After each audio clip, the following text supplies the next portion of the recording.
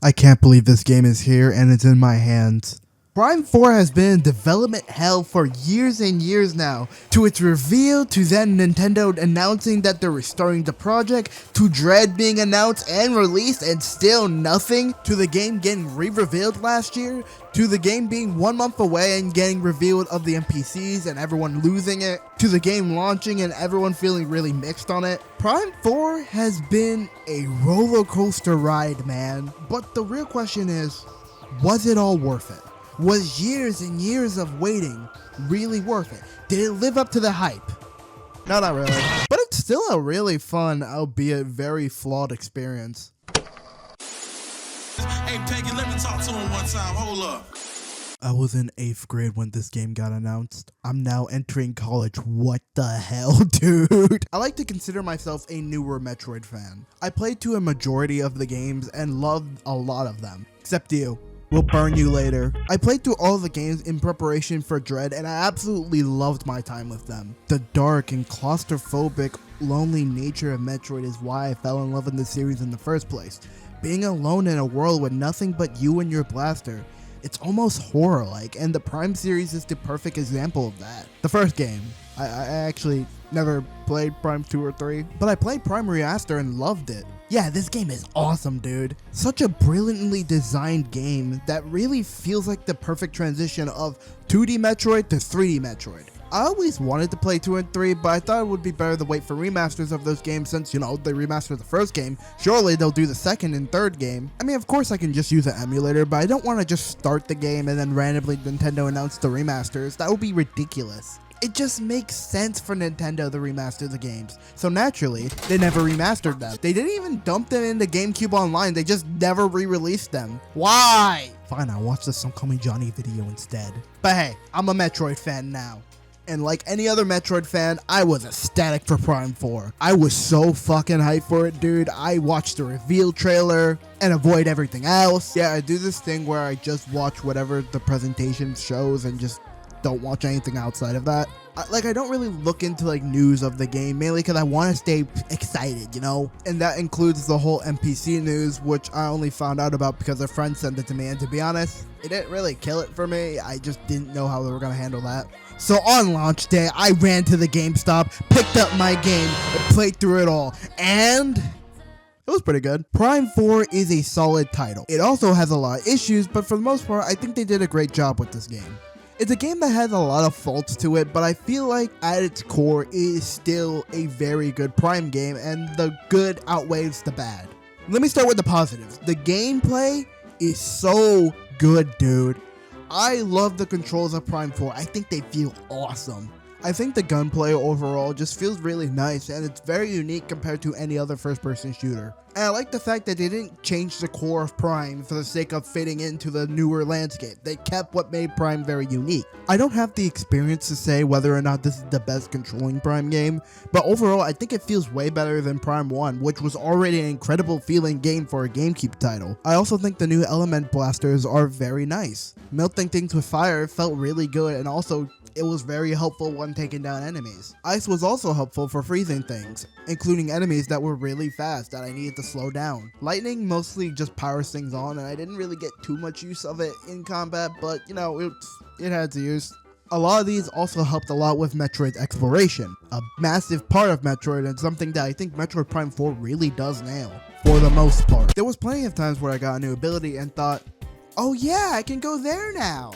There were also many puzzles that I really had to use my brain to decipher. Or sometimes Google. Don't lie, you do the same. Psychic abilities are also new in this game, giving Samus possibly the hardest suit she's ever gotten. Holy shit, I'm gonna come. I'm not really too big in these abilities, not in the fact that they don't use them at all or anything, like they use them a lot, but in the sense that I wish they were just a bit more useful. Like there are only set moments where I can use these psychic abilities. I can't really use them in combat and such. Like let me use the psychic whip to whip my enemies, or let me use the psychic grapple to grapple around the room and see if I can find a shortcut. They were never distracting, just kind of a missed opportunity if you ask me. They were still fun to use, so I'm not complaining that much. What I'm trying to say is the core Metroid Prime experience is still excellent, and you will not be disappointed with the gameplay of Metroid Prime 4 except of one aspect. Early in the game, you get a motorcycle named Viola, which is not only another way for Samus to Aura Farm, but also a way of transportation. Exploring the brand new open world. I don't like it, but here's my advice to you. While it's very easy to get disappointed with the open world, don't think about it like an open world. Think about it more as a hub world, because that's essentially what it is. You know how Shadow Generations, you have this open environment that really only serves as a mean to get to another level? That's essentially what Prime 4 does. The open world is just another means to get new upgrades and also to get to one place to another. However, it's larger, and it wouldn't be that big of an issue, but it's such a hassle to get to one place to another, and not only that, there's barely anything to do out here. And the stuff you do end up doing feels so disconnected to the open world that it comes off as a chore to do so. These are where you're going to get your weapon upgrades, either by mini challenges or collecting green crystals that you can take back to base camp and upgrade your weapons like that. A lot of these are great upgrades, and there's even an upgrade that you can get to help you find more green crystals, which is very useful. I also didn't get any footage of it because I stopped recording near endgame.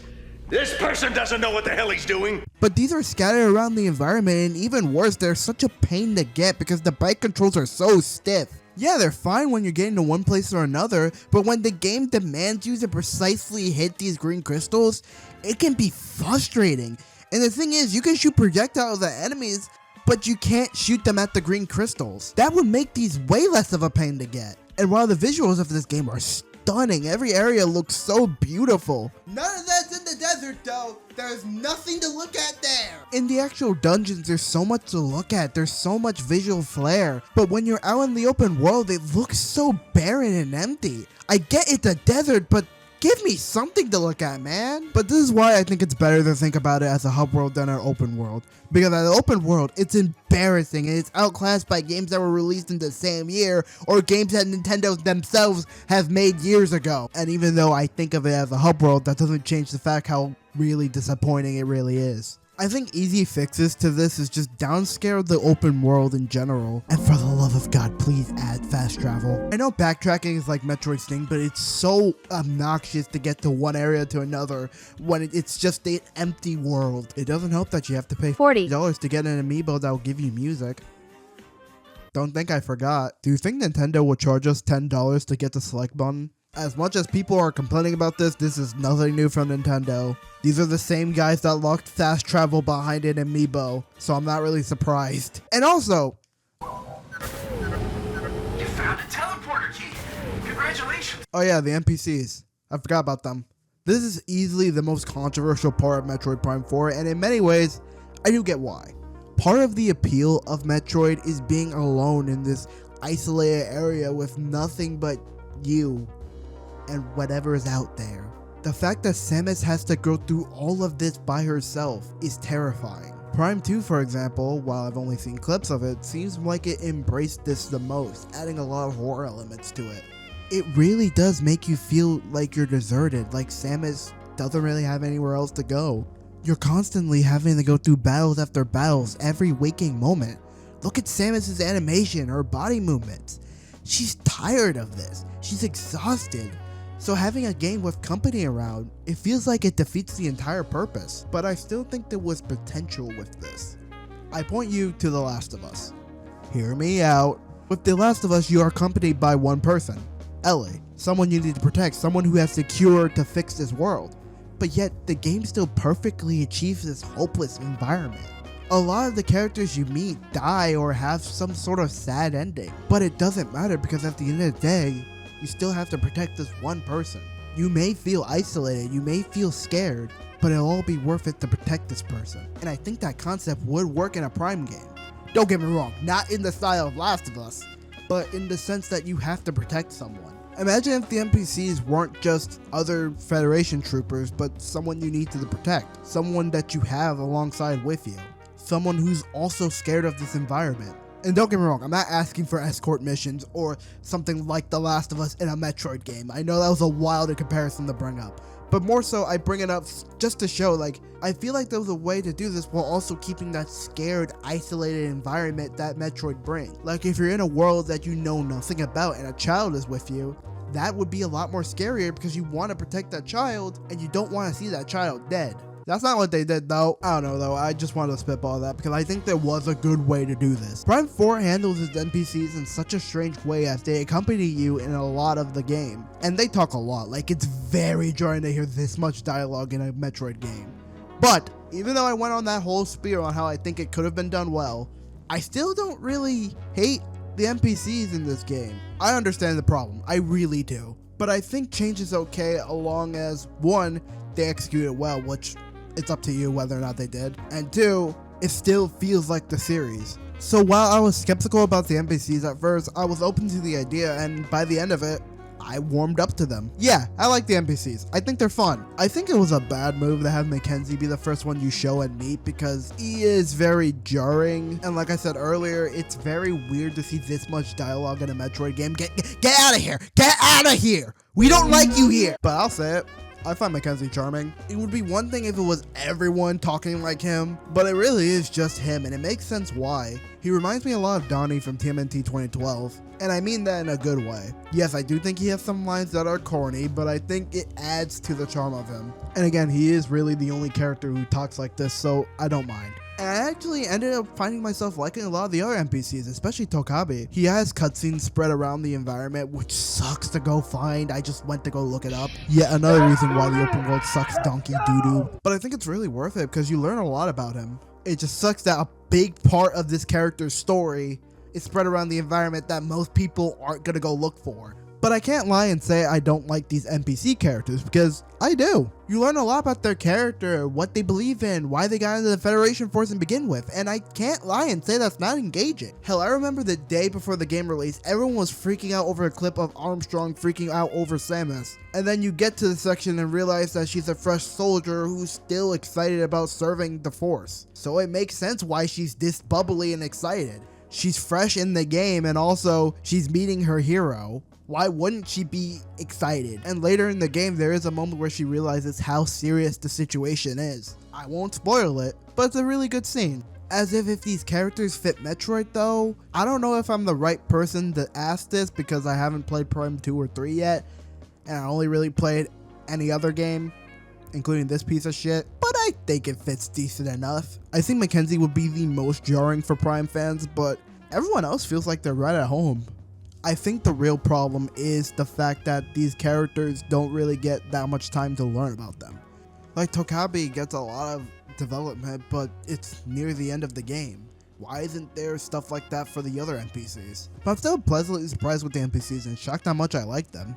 The main issue though, they're the reason why this game is so handholdy. More specifically, Mackenzie. The open world is already very underwhelming, but what makes it even more underwhelming is when Mackenzie is constantly pointing to you where to go, which defeats the entire purpose of a Metroid game. Thankfully, it only is in the open world, but it's still annoying that this is even a feature, let alone the fact that you can't turn it off. What, do you need the Mackenzie amiibo to turn that off? It's annoying when I'm trying to explore the open world, or what little there is in the open world, and you have someone constantly telling you, hey, have you done your main mission? Hey, have you done your main mission? Hey, have you done your main mission? I think if there was an option to turn this off, I think people would be a lot more kinder to the NPCs. And speaking of NPCs, I want to quickly talk about the story, which is okay. After a battle with Silex, you essentially just get stranded in the middle of the planet and you just need to collect teleportation keys in order to escape. Also, yeah, Silex is here, the Metroid Prime Hunters villain. And while I think it's cool they brought him here, I'm sorry, he's such a weak-ass villain.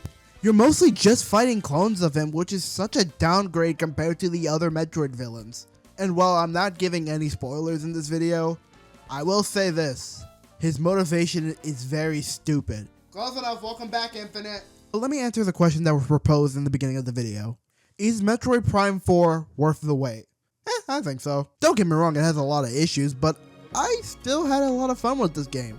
The score I would give this game is an 8 out of 10. I really enjoyed it. Sure, it has a lot of issues, but none of the issues were really that big enough for me to really dislike it. The reception of this game has been very mixed, and I do get it. Although I do hope this is the final game in the Switch 2 generation that isn't just the same conversation of The game comes out, it has a couple issues. Some people hate it and call it the worst thing ever. Some people really like it and say people are over exaggerating. This is the third time we've been doing this. How many more times are we gonna go through this? This is though probably the most polarizing release so far, and I do understand it. I just wish people can be a little more reasonable when talking about this stuff. Although some people are saying this game's worse than Other M. No. This game has issues and you could not like it, but like, if you think this game doesn't feel like a Metroid game, I don't even want to know what you think about Other M. An interview came out that really put the pieces together on really what happened here. I'll leave the article down below in case you want to read it, but essentially what happened was Retro was brought back and essentially was forced to work on the scraps that Bandai Namco left, which as a result made a game that feels very underdeveloped. And while it explains why it's such a messy game, I do think some people are being a little too harsh to Retro. Like, some people are calling Retro washed over this game, and honestly, I don't get that. I do hope next game they do get to prove themselves and really flesh out their ideas. Just maybe not take 8 years next time. Still though, I like Prime 4 a lot. It's far from a perfect game, and I do see why others don't like it, but I had a lot of fun going through this game and even liked a lot of aspects that people didn't. Yes, the open world's very empty. Yes, the game is very handholdy. Yes, this is nearly 8 years in development that should have been better.